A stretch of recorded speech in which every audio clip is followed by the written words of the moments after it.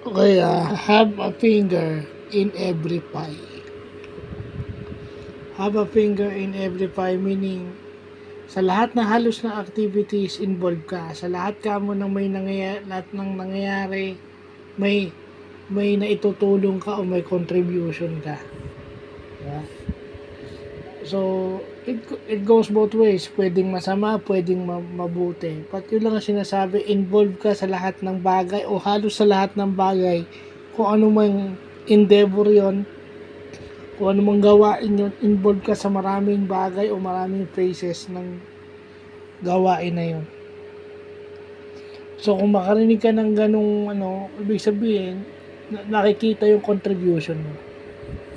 It's yun ang isa sa mga idiom na parang compliment sa'yo. Dahil ikaw ay involved sa napakaraming activities in a particular job.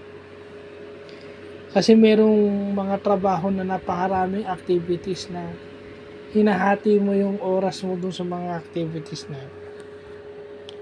So, yun lang po.